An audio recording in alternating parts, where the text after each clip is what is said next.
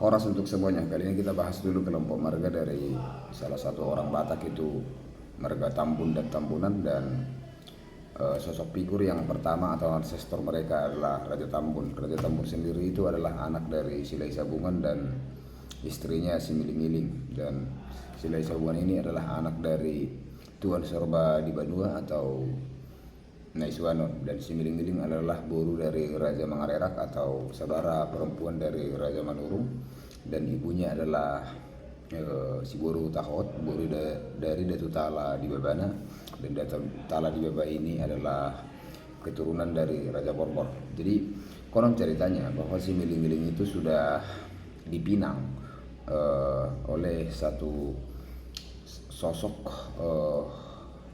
laki-laki dari kawasan Porsea namanya Rahat Bulu atau Rahat Raja. Tetapi saat itu terjadi sesuatu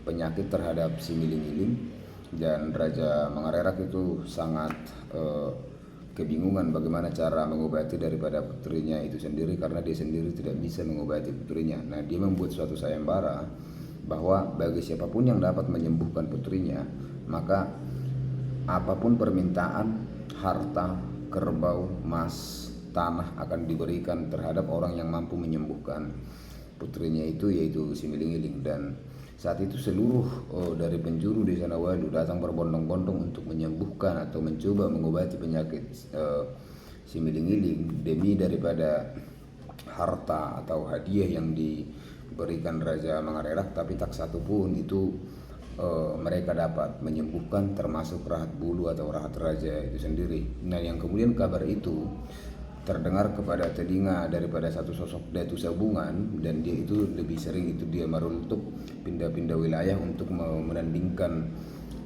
perdukunan atau hadatunnya, dan namanya adalah Silai Sabungan. Dan dulu bagi siapapun yang memiliki hubungan dekat dengan penguasa Sibisa, itu adalah sesuatu kebanggaan. Dan ketika informasi itu datang kepada Silai Sabungan, dia berangkat ke Sibisa, dan yang kemudian dia mencoba mengobati dan menyembuhkan penyakit yang dialami si Miling-Iling, dan apa yang dia lakukan itu berhasil. Nah, ketika Silai Sabungan berhasil mengobati penyakit dari si Miling-Iling, maka Raja Mangarerak menyatakan akan memberikan segala janjinya berupa harta, emas, kerbau atau tanah atau sawah dan yang lainnya. Tetapi sesuatu yang aneh yang di luar dugaan Raja Mangarerak terjadi, bahwa Silai Sabungan tidak menerima hadiah dari sayembara berupa harta, emas atau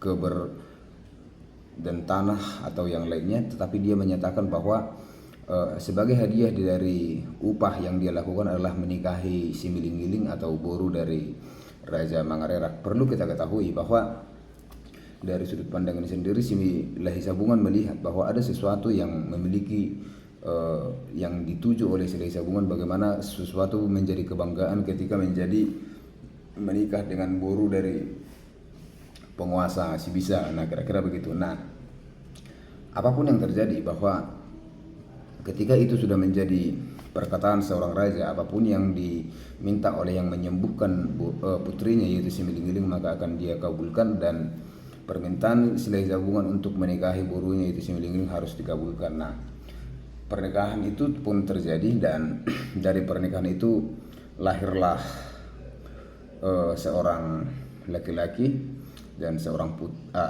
putra. Nah, ketika kelahiran seorang putra atau laki-laki ini, Silai Sabungan pergi beranjak ke kawasan Habissaran, dan dia pulang ke wilayahnya atau ke hutannya atau ke perkampungannya, karena sebelumnya juga dia sudah menikah dan memiliki putra, dan dia pulang. Dan kembali kita kepada cerita si Miling-Iling dan Raja Tambun. Nah, si Miling-Iling dan Raja Tambun, karena si Miling-Iling sudah ditinggalkan oleh suaminya, maka dia bersumpah tidak akan lagi pernah menikah dengan siapapun, dan akan menjadi seorang perempuan pendoa, perempuan yang selalu mengobati, belajar tentang kembaliman atau tentang ilmu spiritual. Nah, si Miling-Iling itu pergi ke kawasan Porsea, yang biasanya dulu kalau sudah punya anak mereka pergi ke Porsea untuk mengebang. Nah, di sana si Miling-Iling bertemu lagi dengan Rahat Bulu tuh. Nah, Rahat Bulu atau Rahat Raja dari anak mata Sopiak yang dulu pernah itu mau meminang si Miling-Giling, tetapi si Miling-Giling menolak. Nah, ketika Rahat Bulu atau Rahat Raja melihat si Miling-Giling menggendong seorang anak laki-laki, maka Rahat Bulu menyatakan demikian, bahwa anak yang digendong si Miling-Giling itu sendiri adalah anak daripada Rahat Bulu yang merupakan perkawinan dari antara mereka berdua, dan si Miling-Giling menyatakan bahwa itu bukanlah anaknya. Dan Rahat Bulu saat itu merasa kesal dan dia membuat suatu bukti bahwa ketika itu bukan anaknya maka sesuatu akan terjadi kepada Rahat Bulu, dan ketika juga itu bukan anaknya maka sesuatu juga akan terjadi ke si Miling-Giling. Nah, kemudian saat itu terjadi sebuah percobaan pengujiannya.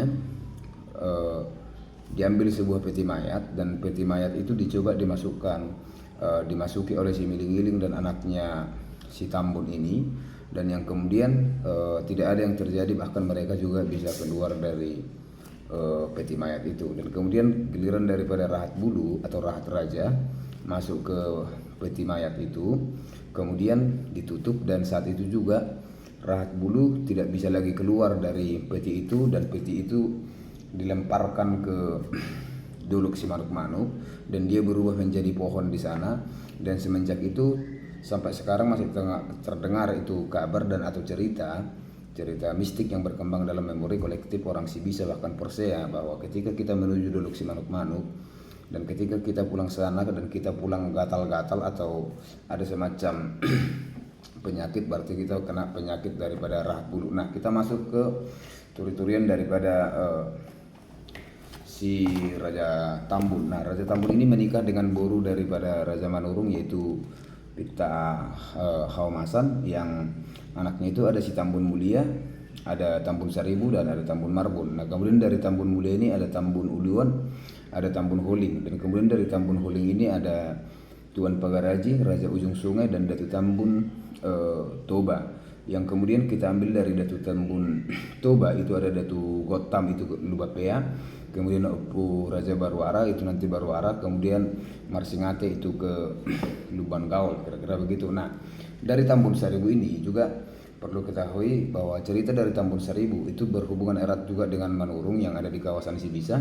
Tambun Saribu ini sendiri menikah dengan pertama itu adalah Boru Sitorus, dan dari situ Tambun Saribu juga diajak oleh Raja Mangatur Sionggang saat itu memilih untuk membuka wilayah kampung sendiri di kawasan Sionggang yang sekarang, dan ke sana dibawalah Tambun Saribu saat itu. Nah, kemudian dari cerita dari Tambun Saribu ini sendiri bahwa dalam pernikahannya dengan Boru Sitorus itu melahirkan seorang anak namanya Boru Nedabdab. Kemudian dari Tambun Saribu ini menikah juga dengan Boru Manurung atau Boru dari Raja Nawalu, lahirlah Dolok Saribu dan Sinurat. Nah, dalam historisnya bahwa Sinurat juga menjadi Boru yang merupakan Boru bius di kawasan Sionggang, kira-kira begitu. Nah, ada beberapa banyak versi bagaimana itu tentang keberadaan atau eksistensi keturunan Tambun Saribu dari beberapa catatan dan juga beberapa arsip-arsip yang saya kumpulkan dan saya lihat juga dalam konteks peradaban dalam kawasan Sibisa atau termasuk itu Sionggang sampai ke Uluan, bahwa keberadaan daripada keturunan Silahi Sabungan yang ada di kawasan itu adalah murni karena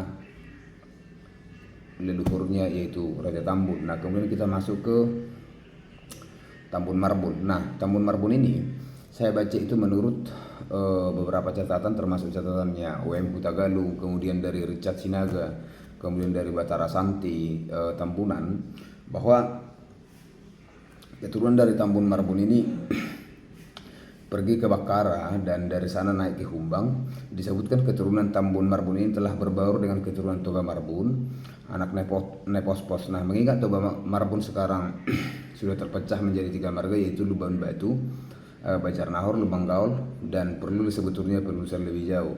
Tetapi pada tahun 1927 sampai 1936 ada satu sosok namanya Raja Alexander Tambunan pernah ingin melakukan pemugaran terhadap makam Silahi Sabungan yang ada di Paromasan. Nah, yang kemudian saat itu dari keturunan Tambun Marbun juga datang dalam kegiatan dan perhelatan tersebut, yaitu dari kawasan Bakara, dan mereka juga saat itu membuat suatu terobosan atau permintaan terhadap si Bisa, yaitu lebih tepatnya ke Manurung, untuk memindahkan makam Raja Tambun dan istrinya, yaitu Pita Homasan dan si Miling-Iling dari si Bisa. Tetapi permintaan dari Tambun Marbun yang Marga Marbun saat itu datang tidak dikabulkan oleh Manurung, karena pernyataannya saat itu, biarkanlah itu berada di sini sebagai bentuk daripada bahwa eksistensi atau awal dari identitas dari Tambun dan keturunannya berawal dari si Bisa, atau lebih tepatnya Uluan, kira-kira begitu. Nah, berkembang juga beberapa cerita tentang keberadaan daripada Tambun Marbun ini,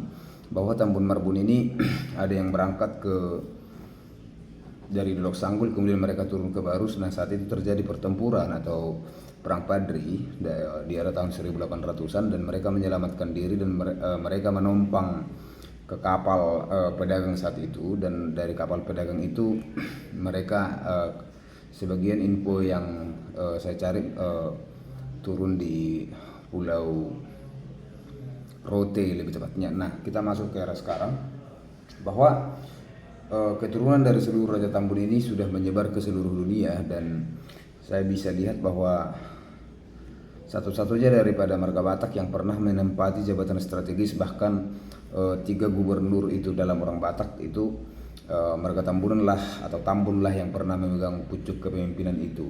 Nah, yang kemudian kita harus mengakui bahwa eksistensi daripada si Raja Tambun ini lahir daripada kesunyian, lahir daripada didikan dan tangan dingin daripada seorang ibu, dan walaupun dia tidak dididik seorang ayah, tetapi darah daripada kepemimpinan atau sifat petarung dari ayahnya itu tetap mengalir di darahnya, dan yang kemudian kebijaksanaan daripada ibunya si Miling-Iling itu tetap dia manifestasikan di dalam dirinya sendiri, bahkan termasuk kepada keturunannya. Dan walaupun di masa sekarang terjadi perbedaan sudut pandang di antara mereka, terjadi dinamika di dalam keturunannya, ada versi Raja Tambun, ada versi Tambun Raja, dan juga saya menyampaikan begini, bahwa ada sekarang beberapa problem atau di internal mereka tentang posisi daripada si Miling-Iling, kemudian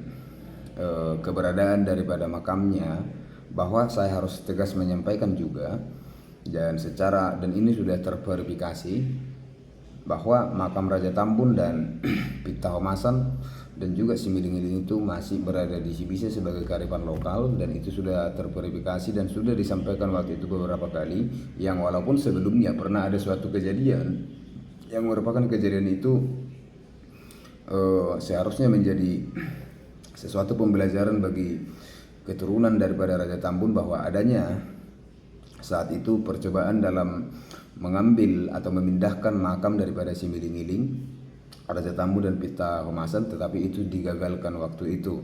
Dan saya berharap kepada seluruh keturunan Raja Tambun, baik itu tua-tua, anak muda, saya sebagai mencoba menghidupkan kembali sejarah dan turi-turian daripada orang Batak, supaya tetap peduli terhadap narasi identitas dari sejarah leluhurnya. Salam daripada saya, Guru Sending Horas.